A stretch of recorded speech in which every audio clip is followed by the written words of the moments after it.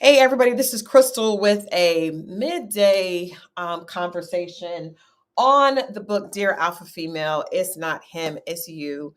And I decided to do this in this midday live because I had the opportunity yesterday to watch Monique's interview with Shannon Sharpe on Club Shay Shay. And can I just tell you guys, I am sorry, my eyes are watering, but I am 2024 is a totally different year, and I am here for it. We heard that 2024 was going to be a year of truth, but we see that shaping up in a much different way than we thought. And I just want to say, first of all, this conversation, very rarely am I moved to get on and do an impromptu live, but because of that conversation, and there was so much that connected just directly with my book and what I've been saying to women, that I had to do this. I also had the opportunity to have a conversation with Ebony K. Williams, which was a blessing. And I'm so thankful for that because I remember seeing her comments that she made last year about the bus driver and that whole interaction with Iyanla Van Zant's conversation, and me being a person that went on the show for the same issue. I just really felt an affinity for her. And so for me to be able to share with her a little bit about my book and what I believe, it was a blessing. And so I'm thankful for her giving me an opportunity to talk to her about the book. And I wish lots of love to her. And I think the more we can have this conversation as accomplished women, woman to woman, I think that is where the healing comes. And so I had to come on here and talk a little bit about this conversation. Hey, McDiana, thank you so much for being here. If you guys are out there listening, go ahead and put an XO in the chat. You guys know how we do, just so that I know that you're there. But I would love for you guys to really give me your feedback on this conversation because I think, like I said, I heard what she had to say, and it moved me so much because that is what I have been trying to share with this book. And I'm not going to lie, I have gotten a lot of feedback. Hey, this queen won't quit. I love that handle. I've got a lot of feedback from women when they hear the title, Dear Alpha Female, it's not him, it's you. Hey, Tasha. Hey, Kimberly. A lot of people get upset when they hear the title, but the interesting thing is they don't even finish for the second part of that and it's an interactive devotional designed to help you attract the love you deserve. So often people ignore the second part of that title and they cling to that first part. And as Black women, we're so quick to be defensive. And so Monique's conversation, you know, I've been around Monique. I remember taking clients to her show when she was on, uh, when she had a television show here, the Monique Show on BET. And so I've met her several times. I actually worked publicity for her and Isaiah Washington on Blackbird when they did that independent film. I had the opportunity to work with her and her husband there. But I will say that I have never been as moved and I've never understood her as much as I did in this interview. She did a Netflix special, and I think I did a conversation about that, or I was planning to. But I'm glad that I actually listened to this interview all the way through. And so, if you guys will just hang with me. I promise.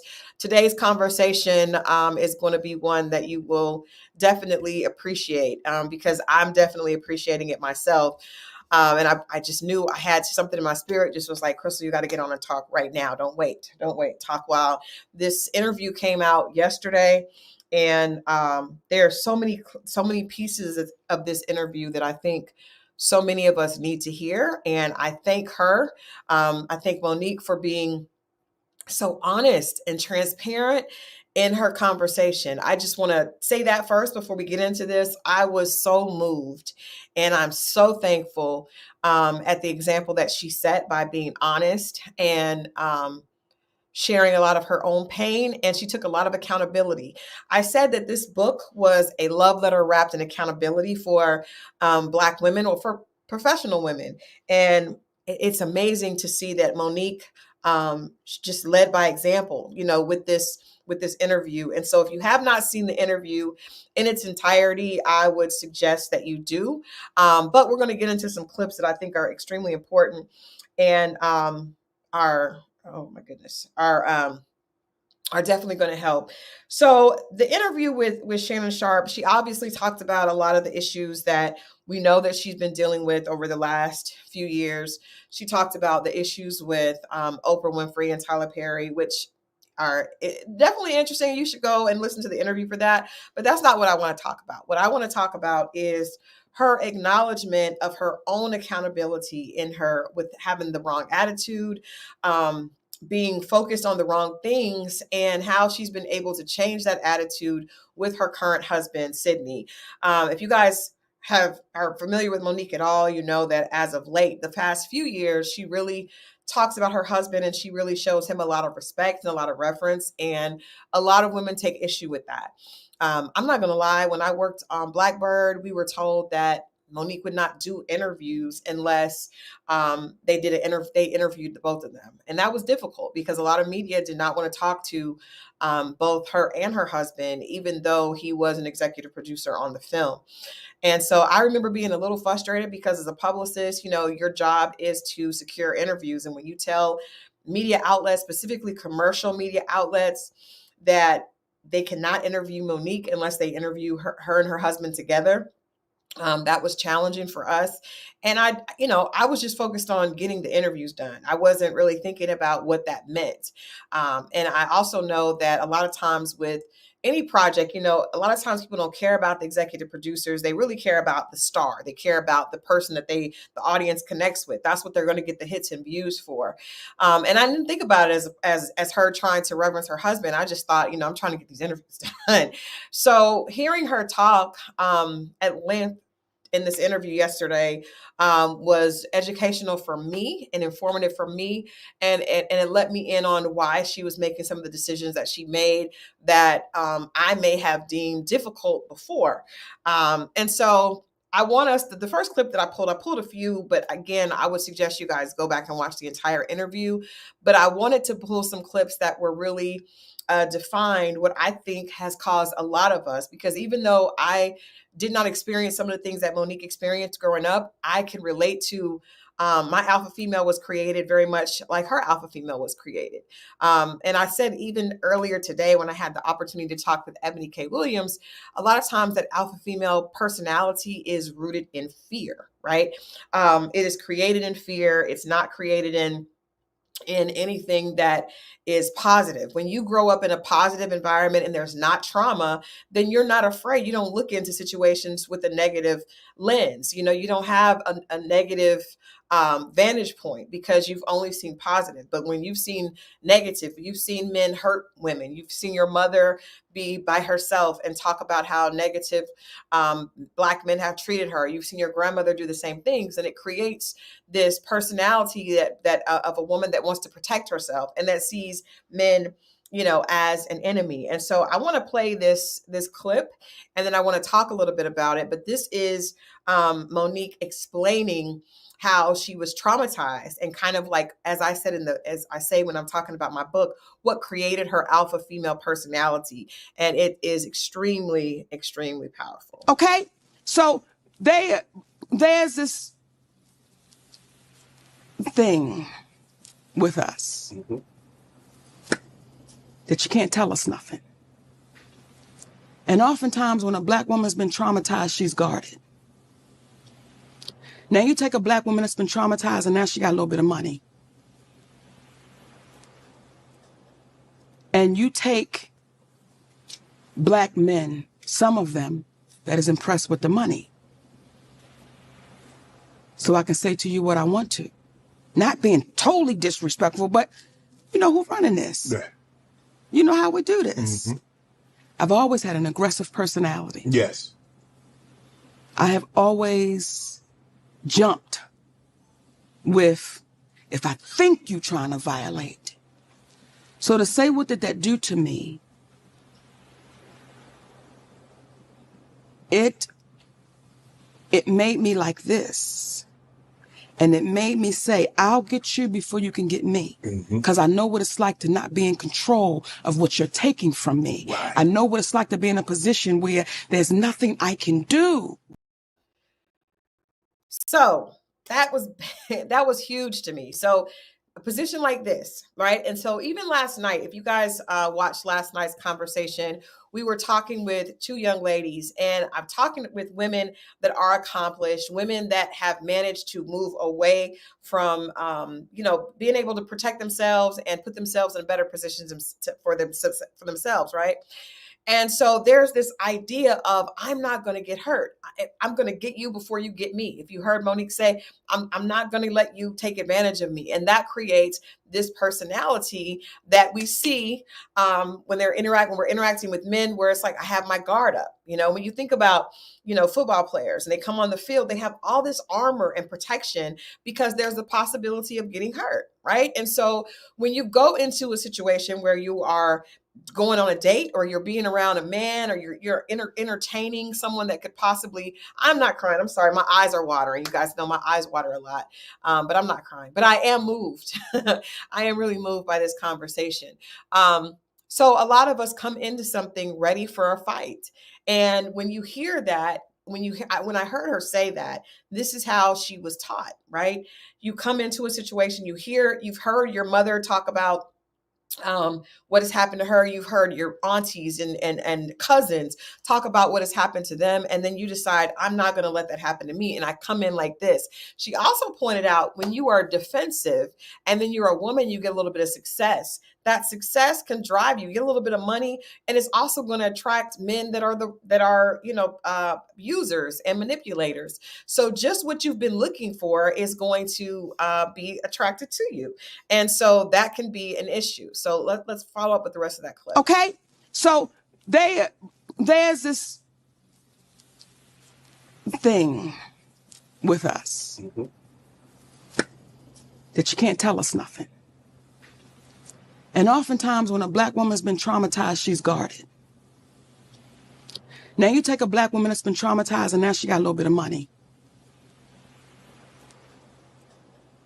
And you take black men, some of them, that is impressed with the money.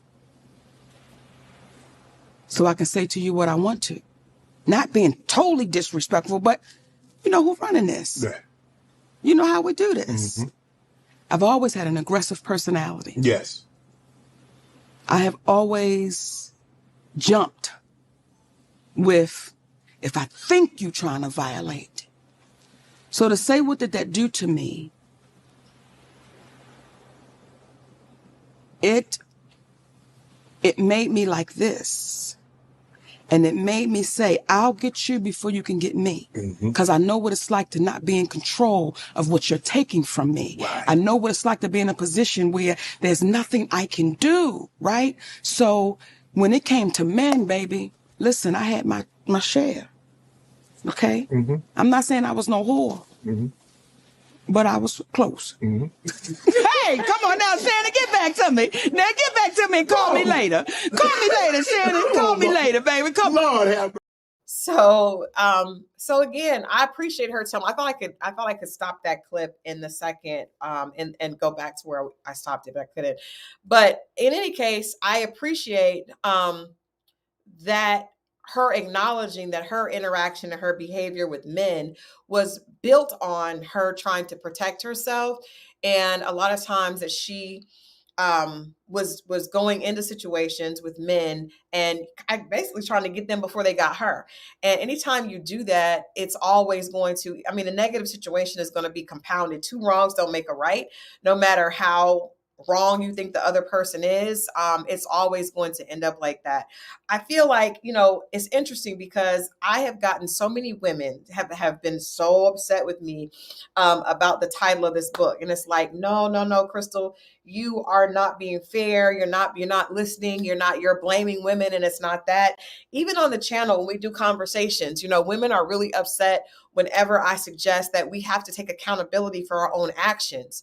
And I think this was a beautiful example of a woman that has gone through something, being able to acknowledge and take accountability for her own participation in some of the dysfunction that was happening in her life.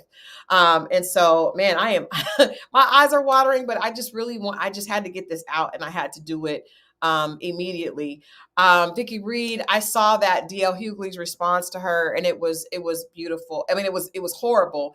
It was really sad to see, because the first thing that he did was attack the way she looked. And as black women, specifically as a brown skinned black girl, hearing a man go after a woman's physical appearance, it just a black man go after a black woman's physical appearance, it was definitely discouraging. And I'm a fan of DL Hughley, or at least I have been a fan of his comedy. But the way that he handled that, making fun of her size, anytime you do that, I think that you are avoiding the issue, right? And Monique, I don't know. We don't, none of us know the ins and outs of their issue, right? Obviously, there's something that's personal there that goes back a lot deeper than we probably realize. But what I do know is that a lot of the things that she said in this interview, I personally can relate to. And I also know that hearing a man attack a woman for her size and make fun of her size, is something that I think is a big issue in our community, because it suggests that, and she said this, ah, I'm almost like, Christal, don't do this until later, because I don't want people to miss out on what I'm saying, because my eyes are watering, but I just feel like I needed to do this right now. But what I will say is that it suggests that a woman's value is only there if she looks a certain way, right? And that is very dangerous. I think that, well, and Casey Johnson said, she brought up his child's molestation. All in this next clip, Monique experienced being molested as well, and there's a lot of pain. It's interesting because she talks about Oprah and her relationship with Oprah, but Monique was molested by her brother. Oprah was molested by a family member. There is obviously there's some conversation about one of D.L. Hughley's children being molested. There's a lot of pain and trauma throughout all of this, and I think that we have to be careful not to get sucked in by the trauma, right? And focus on the lessons that can be learned. I said iron sharpens iron, but that process is very rough. It's a rough process. So it's not anything that's enjoyable or smooth and feels good. A lot of times it's painful, that process of learning and growing. And I think with all of these people, even Tyler Perry, you look at the people that she has issues with. Tyler Perry, Oprah Winfrey, Lee Daniels, D.L. Hughley. D.L. Hughley has trauma going on with his family, right? Oprah Winfrey was molested and has trauma in her past.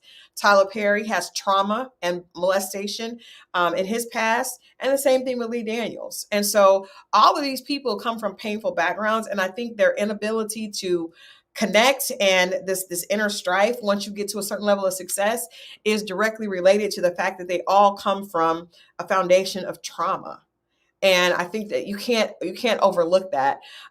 This next clip, Monique talks a little bit about how that trauma affected her, and I think that that has to be taken into consideration, because we're not, especially a lot of us that are seeing first and second generation levels of success to that end. There's a lot of pain that drove that, right? And if you haven't healed, and a lot of times the success comes before the healing, right?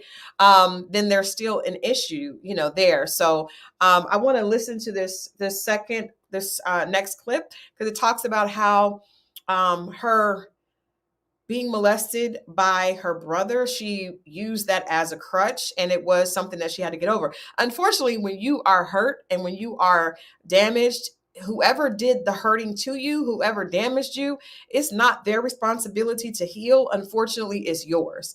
And I used to think that was so unfair, right? So I come from a family where my mother experienced molestation, and so she passed on a lot of that fear to me. My father wasn't there, and so I did grow up feeling abandoned by him. But my dad didn't have to deal with being abandoned by his father. I had to deal with that. My grandmother didn't have to deal with my mother being molested. My mother had to deal with that. And so unfortunately, a very unfair rule of life is that the victim is responsible for his or her own healing. And it is unfair. That's why, life was never, we were never given the wrong information that life would be fair, because it isn't. But you are responsible as a victim, whatever your pain is, whatever that trauma is, it is your responsibility to come to a place in life where you seek out healing and growth from that pain. And I just commend Monique for sharing that with a public audience, because that takes a lot of courage, and also it takes a lot of maturity, because you're going to be judged for it. So this is a really interesting clip that I wanted to talk a little bit about as well, where she's talking about how she learned that she had to stop using her pain and that trauma that she had been through as a crutch. And I think when we're speaking in terms of being an alpha female, a lot of those alpha personalities are built as a result of responding to that pain, right? And so when you build this very hard defensive exterior because you've been hurt, unfortunately, it is your responsibility to break that down later and allow someone inside, or you will end up being a bitter, angry, traumatized person that is not loved and has not been able to experience love because of your own inability to heal yourself from that past trauma. Is that true? I cannot speak for them. I can only speak for me. Hold on. This is Really sick in the way that I thought. Right. And he said, check this out. You've used your brother molesting you as a crutch for your bad behavior. Oh. He said, and I won't allow that. He said, when you was a little girl, there was nothing you can do about it. But now as a grown woman, every choice and decision you make, it is yours. And I will not allow you to keep on saying, because of my brother, because at what point do you take accountability for you? Baby, that grew me up, and that grew my ass up that night so fast, because I wanted to hear what my psychiatrist was saying to me. I understand. My husband was like, check this out. Check this out. You are in control of you.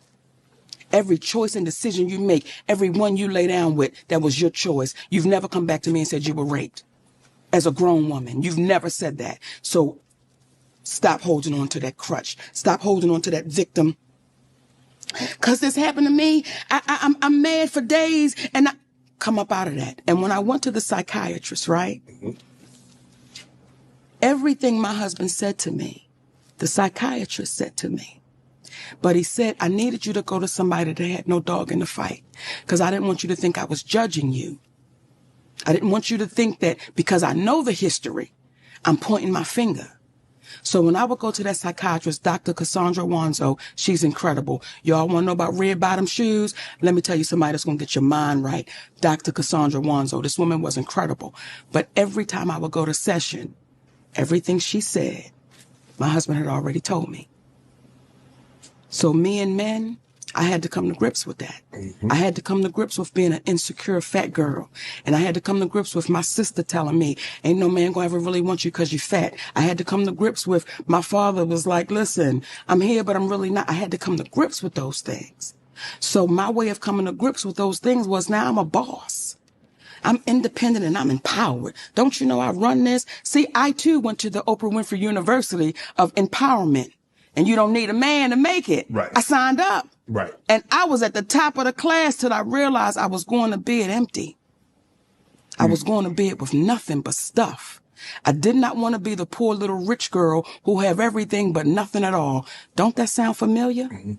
I did not want to be that, Shannon. So even for the men that I was with, right? You weren't with them.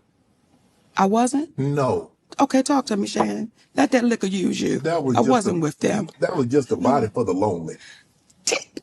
Woo! Okay, I don't know if you guys got all that. I that was so deep. That was just a body for the lonely, which a lot of us have dealt with that. A lot of us that are career women have. I've been told before, well, oh, you need to go ahead and just get a man that can be a cuddy buddy. I don't need a relationship. I just need a man I can get some with every once in a while.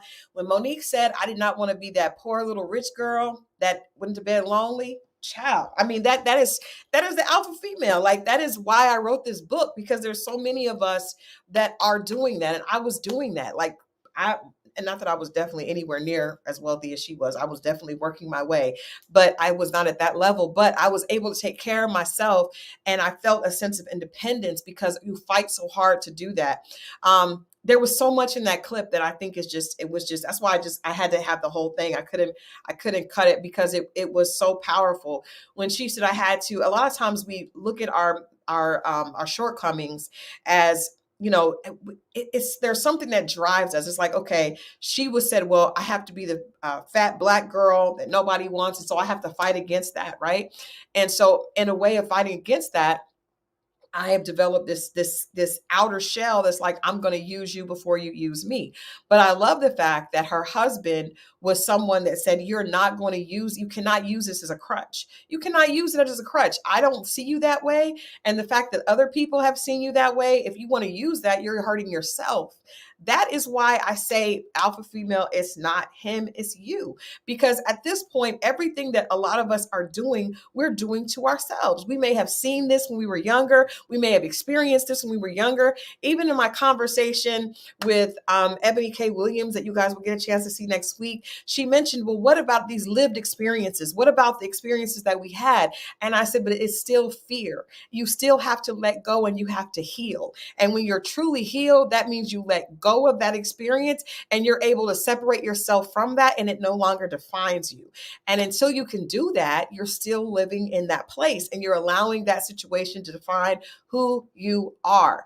I love that Monique was able to share this. And I really hope that women are able to actually hear her heart and see what she's saying. There are so many of us that have been told that we are not. I was talking to a young lady and she said, I'm never the chosen one, right? I'm never the one that men choose. I'm never the one that is chosen for a real relationship. And I said, you know what? That's a lie. That's a lie. And if you tell yourself that, now I'm not saying that you may not have experienced that, but you have to realize that God created you for something different. And your pain does not define the woman that you are. And if you're unable to do that, then that's proof that you have to go, you need to get some counseling, you need to get some help, you need to get some therapy so that you're able to look at yourself outside of that pain. You're able to look at yourself outside of the people that tried to break you. You cannot define yourself by the words that they put on you. Monique cannot define herself by D.L. Hughley making fun of the fact that he thinks that she's a fat, Black, invaluable woman. That is not her truth, right? I agree, Janera Rose. Janera said, I dislike the terms hopeless romantic. That is why my good friend Jamal, who's also one of my producers, told me to stop calling myself a hopeless romantic and call myself a hopeful romantic. And so you guys will hear I say that a lot of times on the show, like I'm a hopeful romantic, because love is powerful. Love is strength. The ability to open yourself up for love is actually a strength. The ability to say, I choose to love again, actually makes you strong. That's one of the things that I love about my husband. He has been through way more relationships than I've been through, because I went through one bad one and I shut down, right? And he went through many. And I thought, well, yeah, you're just open to everybody. But he said, you know what? I deserve love and I deserve to be loved. And I'm going to keep trying until I find that. And that's how I found you. And I said to myself, wow, that takes so much strength than shutting down, right? I shut down because I didn't want to get hurt again. And so when I opened up, it took strength to say, I'm going to try. I'm going to give love another chance. And it's really what I want. It's really what I want. El Cid says, I'm a realistic romantic. And I would say be careful about the word realistic, because oftentimes realistic is not a connection. It's not connected to faith. Faith is the substance of things hoped for, the evidence of things not seen, right? But we know that we have to have faith in order to receive God's best for our lives, right? So, and I'm sorry to quote the scripture, but you guys know that's my foundation. My foundation, of course, is God. So the Bible says faith is the substance of things hoped for, the evidence of things not seen. A lot of times our reality is based on things that we can see. But when you have faith, then you know that just because I don't see it doesn't mean it's not true. I may have only seen my mother be taken advantage of and be hurt. I may have only seen Black men be difficult and not responsible, but I have faith that there's something better out there because I deserve it. So it really takes faith, and faith is not realistic. So I would say Be a faithful romantic as opposed to a realistic romantic, because a faithful romantic says that I know God is going to bring me something exceedingly abundantly above all that I ask or think. I know my God is able to do that for me. I am that special to him. You guys got me preaching in here on a Thursday, but that's what I had to do this today because I knew it was in my spirit, and I knew that's why I wrote this book. And I knew listening to Monique's story that this is so needed. I know it's needed. I know my channel is positive and it doesn't have all the salaciousness that will definitely make it hit high numbers. But the reality is, I know that this is what a lot of us need. You can get money and getting your body done and all that stuff is things that are easy to do. It's not that it's easy, but it's more realistic because we see that. What a lot of times we don't see is someone that is determined to have something that is not materialistic. All of us are looking to be physically perfect and to be able to say, I have this, I can prove that I'm this way. But there's something about being loved and feeling that way and radiating love that has nothing to do with things that people approve of, but everything to do with what makes you happy inside. Today, when I was talking to Ebony, I said, she asked me about the list because so many women have a list with all these different things on it that they want from a man. You want him to make 7 figures. You want him to be world traveled and cultured and all these things. And I said, a lot of those things, I don't think that women should ever settle for less. I don't think that you should ever dim your shine, but I do think that you have to realize what is really going to make you happy. At the end of the night, are you going to feel more safe and loved and cherished if he has an advanced degree? If you are, then that's for you. But the reality is, for me, I know what makes me feel loved, and what makes me feel loved may be different than what makes you feel loved. But make sure that you're focused on what truly will make you feel loved and not what looks good on paper. Right? Because what looks good on paper has nothing to do with your heart and nothing to do with your soul, and it's nothing to do with what's going to feed your spirit. There is another clip. I'm going to play this last clip from Monique that I got, but you guys need to listen to the whole interview. It is 3 hours almost. And I have a little bit of ADD, so it's hard for me to sit and listen. I listened to half of it, and then I was like, I need to go back and listen to the rest of it because it was so good. But I saw a quote that said that Shannon Sharpe is getting rid of our attention deficit disorder, and it is because these interviews are long, but they're so good. And I just really, really, really appreciate Monique's candor, and I just appreciate her heart so much. I know she'll probably never see this, and that's fine, but I just want to say, as a Black woman, I so appreciate what she did by being honest. I think she's going to help heal a lot of other women that are going through similar things and didn't have anyone to vocalize that for them. I'm going to play this last clip, and this is her talking about, because we know that Sierra got married, and Sierra the singer, and I worked with Sierra on her first project, right? So I've been in entertainment, so I've had a chance to be around a lot of these people and see a lot of this stuff. And so people were like, oh, Sierra, I want to do Sierra's prayer. What was Sierra's prayer? And what are they saying that for? They're saying that because Russell Wilson is extremely accomplished, right? He has a lot of money. He's showering her with money, and everybody thinks that's what makes that's a proof of success, and that's proof of what you should have. I don't know what their relationship is like. It definitely looks like he's loving her right, and I wish that for her because all of us deserve that. But the fact that people put that as, I want to have Sierra's prayer just because that man is a multimillionaire is a problem, because I know from working with celebrities that just because you have a lot of money and you have a lot of fame does not make you very happy, right? You can look happy on the outside, and you can take pictures for Instagram that look happy, but when people are behind the scenes and they know the truth, a lot of those people are not really happy. So this is interesting because Shannon Sharpe asked Monique, did she pray Sierra's prayer? And he said that a lot of women want a good man. They want a man that represents what they think Russell Wilson represents. But if that man showed up, would they be able to accept him? And her answer is just golden. And so I want to share that, and then let's talk a little bit about that. Is that true? I cannot speak for them. I can only speak for me. Because when the universe sent mine to me, baby. You was ready. When he sent that man to me, even this morning, I thank the universe for that man right there. Before I came on air with you, I was talking to him. I know. He said, Mama, you heard me talking. I did. Yeah, I said, hey, Daddy. Yeah, I did. Because we've not been trained We've not been conditioned to understand you. We've been trained to fight against you. Right. We've been trained to go against you. We've watched our mamas, our grandmamas, our aunties speak ill of a black man. So now when a black man comes and he good, you waiting for the bad because grandmama told you black men wasn't shit. Mama told you black one wasn't shit. Your auntie said black men ain't shit. So all you have in your mind is black men ain't shit. And so when you get that beautiful black man, he's now got to say to you, erase everything they taught you. Right. Because I'm here. Or then you treat him like that, and then he goes, and then you talk about Now you're mad because he didn't want you the white girl, Shannon.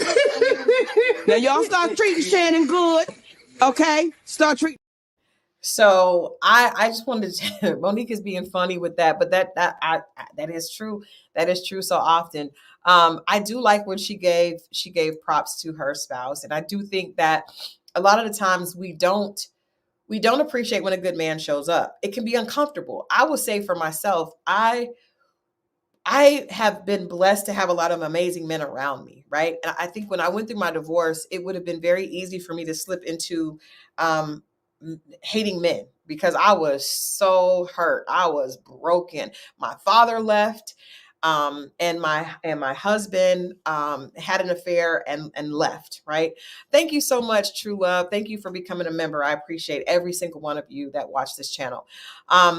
So it would have been the perfect time for me to slip into becoming a man hater. Right? I was single in Atlanta, and in Atlanta, I remember going out to a sports bar, and this guy told me, "Well, what are you gonna do to prove that you're different? Because there's 18 of you to every one of me." So Atlanta is a place that can definitely help you become alpha female because it's a lot of foolishness here. But I couldn't do that because the men that were supporting me, there were men that you guys see, one of them co-hosts with me our conversations every Wednesday and Friday. Mo, he and I became friends. I worked with him, and all the guys that were around me that I worked with, I feel like God put them in my life to show me that there were good men out there. And these were platonic friendships that they didn't ask anything from me, but they were very tender with me. And they saw that I was so in love with my husband. They saw that I was so heartbroken, and they wanted to protect me and make sure that I was okay because they saw that I worked really hard and I was trying to take care of my kids. And so I I'm laughing at your statement, Toya. Finding a husband in Atlanta is the equivalent to winning a gold medal in the Olympics. Girl, I don't know if that's the case, but I found one, and I think it's when I changed my mentality. But I was saying that it would have been easy to speak negatively about the dating scene, and I did for a long time because I was single here for a long time. But because I had good men around me, I knew that they existed, right? And then I was able to get to a point where even though some of the guys I went out with, they were not for me, I realized that some of them were really good guys. Some of them had been hurt as well. And you're able to see other people's weaknesses when you sit back and you look at what they're saying. I was able to see some other divorced men that were broken and upset because they're divorced now and they didn't have some of the things they had before. So women were judging them. And you're able to see the humanity in all of us. And at the end of the day, all of us want to be loved. All of us deserve love. And I don't think men and women are so different in that desire. It's what becomes different is the way we defend and shield ourselves so that we don't get hurt. But I wasn't able to ever just say I hate men because there were so many men, from Brian to Kevin to Mo to Tricky to Ray, that were just so caring, as a friend. And I think because I showed up and I had respect for myself, they treated me that way, right? Now, I'm not saying that there weren't men that didn't try to disrespect me, but they always I always had my core group around me as that I was introduced to through work. So these weren't guys that I picked up that I met out in the street. These were guys that I worked with in the industry. Mo was talent at the time.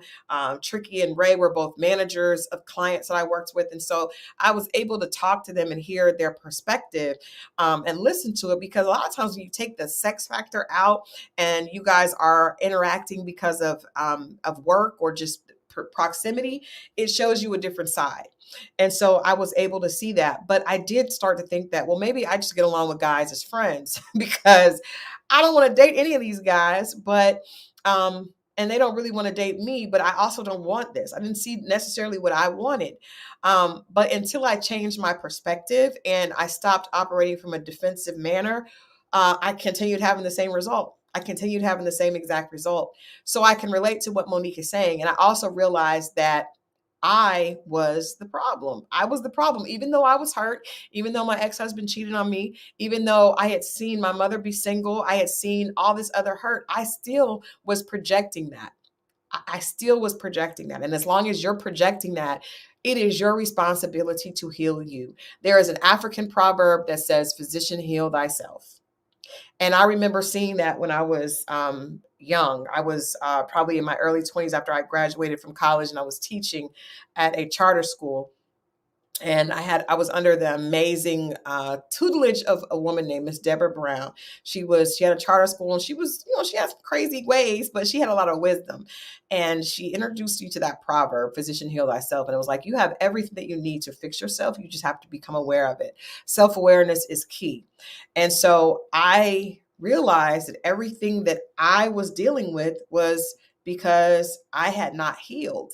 And until I went on Iyanla's show, I was not able to heal. And I don't want to get up right now, but she gave me a plaque that says "The Healer."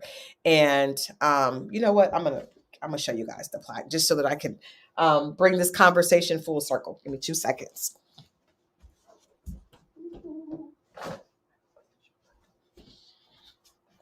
Okay. So when I was on Iyanla, this is what she gave me, right? And this says "The Healer." And this is when she told me that what I had gone through on her show, what I had learned was not for me, it was for me to share. And that is honestly where this came from. It came from that experience. It came from her sharing that with me, and from me realizing that everything that I had gone through, from being divorced, getting married early on, not really knowing how to be a wife. Uh-oh. Put your pants on, Christal. I hope I didn't flash y'all. If I did, I have to go back and take this video down. But but in any case, it was all from me, needing to heal and then needing to share that story with other people. And so that's what this is about. So in any case, um, I'm looking at the comments. I'm looking at the comments too. If I flashed you guys, I'm gonna have to go take this video down. I tried not to. And I did not, because you guys know when you do Zooms, you just have the top on, and then you just have your skivvies on the bottom. But in any case, I wanted to have this conversation, to share that with you guys. I hope that you will watch this the interview with Monique, and I hope that you will get what you need to get from it, and I hope that if you don't have a copy of the book, that you will get a copy of the book. And also make sure that you subscribe to this channel if you have not. I really, literally, this is my way of trying to give back. This is my way of trying to show that there is another side to that. I'm not saying my relationship now is perfect, because it certainly is not. It is certainly not perfect, but I do. Thank you so much, Debbie. Thank you. I appreciate that. I really do. My husband is so amazing. I literally did not think that anyone out there existed like him, and I'm so glad that I did change my thought process, and I did that. And then I was like, oh, I need to tell all my sisters that the same thing can happen for them. And that's really what I enjoy doing. I really enjoy coming and having these conversations, having young women on the show like we did last night. If you didn't see last night's conversation, please go and watch. We had 2 ladies on, Ursula and Basier, and they alpha females, and again, there's nothing wrong with being a female that is career oriented and driven and successful. There's nothing wrong with that. But there is a problem when you use that to hide your personality behind. You hide behind your accomplishments, and you hide behind that. There is a problem there. El Cid says our brothers need to go heal, and they do. But two things can be two things can be true, and we need to heal and they need to heal, and then we need to come together and love each other. Because a friend of mine, Brian, a guy that I was friends with, that was married, and he and I both went through really bad divorces, and then he was in a relationship. We became friends through work. And he said, Christal, really the only thing that heals a broken heart is truly being loved. And I was like, oh, man, are you kidding me? I may never be, I didn't think I was ever going to be healed. He was like, that is really like when you come full circle. He was like, really, that is the only thing that can heal that. And when you listen to Monique, you can hear in her conversation that her husband, Sydney, has been a big part of her healing. She says this quote in the interview. She says that she wished that she could pour him into a bottle and duplicate him so that other Black women could have a sip, so they could experience what it feels like to truly be loved. And I don't want to share my husband with everyone else, but what I can say is that he is being a big part. I was doing my work to heal, but I can say that being loved by him the way he loves me has helped me to heal even more. And thank you so much. Thank you. Thank you so much for that, Miss View. I appreciate that. Thank you. Thank you for that. I definitely, I appreciate that. I appreciate you guys, every single person that watches. You guys keep me doing this.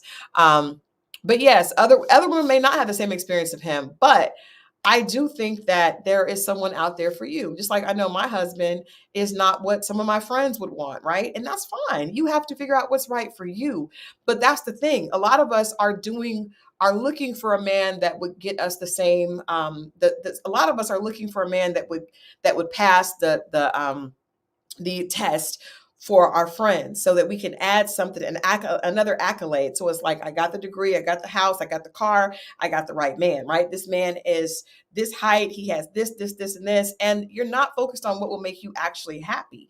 I think you have to focus on what will actually make you personally happy. When you're in your house without anyone around, when there's no one talking, there's no one looking at you, there's no one judging you, what will make you happy? Right? That's what you have to look for. What is going to feed your soul? Because what feeds my soul will not feed my sister's soul, right? Something different. We all come from different situations. We all have different needs. But for me, God sent me one that loves me the way I need to be loved, right? And I know that that's out there for all of us. The only thing keeping us from that is the belief that it exists. That's the only thing, that faith. Having that faith, the substance of things hoped for, the evidence of things not seen. So I just wanted to drop in after seeing that.